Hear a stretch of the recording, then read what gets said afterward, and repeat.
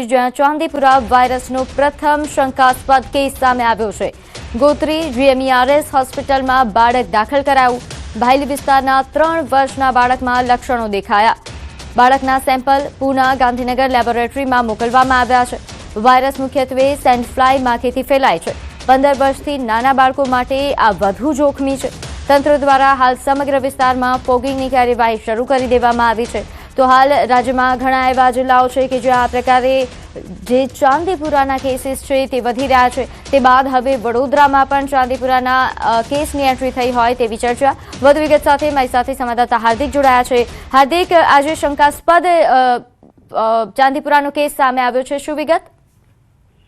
બિલકુલ થી જો આપણે વડોદરાની વાત કરીએ તો એસએસજી હોસ્પિટલ જે મધ્ય ગુજરાતની સૌથી મોટી હોસ્પિટલ છે, ત્યાં અત્યાર સુધી પંચમહાલથી જે છે તે ચાંદીપુરા વાયરસના લક્ષણો સાથે બાળક દર્દીઓ જે છે તે દાખલ થતા હતા, પરંતુ હવે વહીવટી તંત્ર એટલા માટે દોડતું થઈ ગયું છે કે વડોદરા કોર્પોરેશન હદ વિસ્તારમાં આવેલો જે ભાયલી છે, આ ભાયલીમાં 3 વર્ષના બાળકને જે છે તે શંકાસ્પદ ચાંદીપુરા વાયરસના જે છે તે લક્ષણો જોવા મળ્યા છે।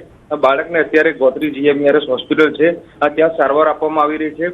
બીજી મહત્વપૂર્ણ વાત છે કે બાળકમાં જ્યારે ચાંદીપુરા વાયરસના લક્ષણો જોવા મળ્યા ત્યારે જે વિસ્તાર છે એટલે કે ભાયલી વિસ્તાર જ્યાં બાળક રહેતું હતું તેની આસપાસ ફોગિંગ સહિતની જે કામગીરી જે છે તે વહીવટી તંત્ર દ્વારા કરવામાં આવી રહી છે।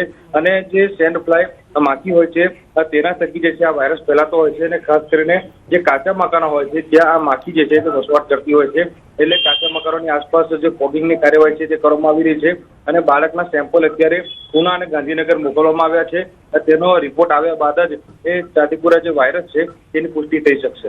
જી હાર્દિક, આપ જોડાયેલા રહેજો। તો હાલ જે તે સંવાદદાતાએ જણાવ્યું કે તમામ પ્રકારની તૈયારીઓ તંત્રએ કરી દીધી છે, ફોગિંગ સહિતની કામગીરી પણ શરૂ કરાઈ। હવે સમાચાર મોરબીથી, જ્યાં સ્કૂલ બસનો અકસ્માત સર્જાયો। હળવદના ચરાડવા પાસે ટ્રક પાછળ ધડાકાભેર બસ ઘૂસી ગઈ, જેમાં 8 વિદ્યાર્થીઓ ઇજાગ્રસ્ત થયા। 6 જેટલા વિદ્યાર્થીઓને ચરાડવાની હોસ્પિટલ ખસેડવામાં આવ્યા। 2 વિદ્યાર્થીની હાલત ગંભીર છે, જેના કારણે તેમને મોરબી ખસેડવામાં આવ્યા। દેવીપુર પાસે બ્રિલિયન્ટ સ્કૂલ બસનો અકસ્માત સર્જાયો હતો। અકસ્માત બાદ તાત્કાલિક ટ્રાફિક પોલીસ પણ અહીં દોડી આવી હતી। નોંધનીય છે કે ટ્રક પાછળ ધડાકાભેર સ્કૂલ બસ અથડાઈ હતી, જેના કારણે બસમાં હાજર વિદ્યાર્થીઓને ઈજા પહોંચી છે। 8 જેટલા વિદ્યાર્થીઓ ઈજાગ્રસ્ત થયા। 2 વિદ્યાર્થીની હાલત ખૂબ જ ગંભીર છે, જેમને મોરબી સારવાર અર્થે ખસેડવામાં આવ્યા। બ્રિલિયન્ટ સ્કૂલ કે જેની બસનો આ અકસ્માત સર્જાયો। વધુ વિગત સાથે મારી સાથે સંવાદદાતા રવિ જોડાયા છે। રવિ, આ સ્કૂલ બસ અકસ્માત અંગે શું અપડેટ? હળવદ તાલુકાના ચરાડવા નજીક ખાનગી સ્કૂલ બસ અને ટ્રકનો અકસ્માત સર્જાયો હતો, જેમાં સ્કૂલ બસ ટ્રક પાછળ અથડાતા સ્કૂલ બસમાં 8 વિદ્યાર્થીઓ સવાર હતા, જેને ઈજાઓ પહોંચી છે। હળવદના દેવીપુર ગામ નજીક આવેલી બ્રિલિયન્ટ સ્કૂલની બસને સવારે અકસ્માત નડ્યો હતો। બસ ચરાડવા ગામ પાસે પહોંચી ત્યારે આગળ જતા ટ્રક સાથે ધડાકાભેર અથડાઈ હતી। સ્કૂલ બસ ટ્રક પાછળ ઘૂસી જતા 8 વિદ્યાર્થીઓને ગંભીર ઈજાઓ પહોંચી હતી, જેમાંથી 6 ઈજાગ્રસ્ત વિદ્યાર્થીઓને ચરાડવા સરકારી હોસ્પિટલ અને 2 વિદ્યાર્થીઓને મોરબીની હોસ્પિટલ ખસેડવામાં આવ્યા છે। સૂત્રો પાસેથી માહિતી પ્રાપ્ત પણ થઈ છે કે ગાડીની અંદર વીમો પણ નથી અને પોલિસી પણ નથી। જે સ્કૂલ બસ છે તેની અંદર વીમો પોલિસી ન હોવાનું પણ સામે આવ્યું છે। જી રવિ, આભાર માહિતી આપવા બદલ। તો ડાંગમાં પ્રવાસીઓની ઓવરલોડ કારને ગંભીર અકસ્માત નડ્યો। સુરતનો પરિવાર સાપુતારાથી પરત ફરતો હતો તે સમયે અકસ્માતનો ભોગ બન્યો। સામગાહન નજીક આઈસર ટેમ્પો અને કાર વચ્ચે સામસામે ટક્કર થઈ। અકસ્માતમાં કારમાં સવાર 8 લોકો ઇજાગ્રસ્ત થયા। ઇજાગ્રસ્તોમાં 6 મોટા અને 2 બાળકોનો સમાવેશ થાય છે। તમામ ઇજાગ્રસ્તોને સમાગાહન સરકારી હોસ્પિટલ ખસેડવામાં આવ્યા।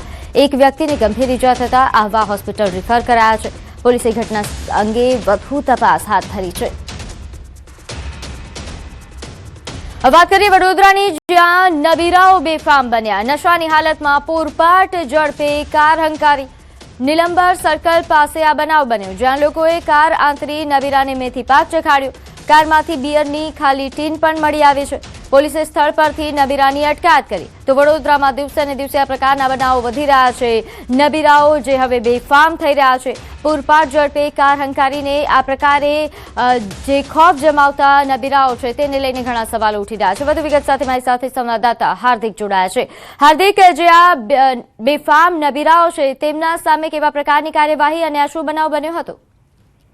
બિલકુલથી વડોદરા શહેરની વાત કરીએ તો સંસ્કારી નગરી તરીકે વડોદરા શહેર જે છે તે આખા દેશ અને દુનિયામાં ઓળખાય છે, પરંતુ સંસ્કારી નગરીના જે રમીરાઓ છે એ તમામ મર્યાદાઓ જે છે તે વટાવી ચૂક્યા છે અને પોલીસ પણ જે છે તે બુટલેગરો પર મહેરબાન છે. એના કારણે આ જે નબીરાઓ છે તેઓ નશાની હાલતમાં પોતાના વાહનો જે છે તે હંકારતા હોય છે.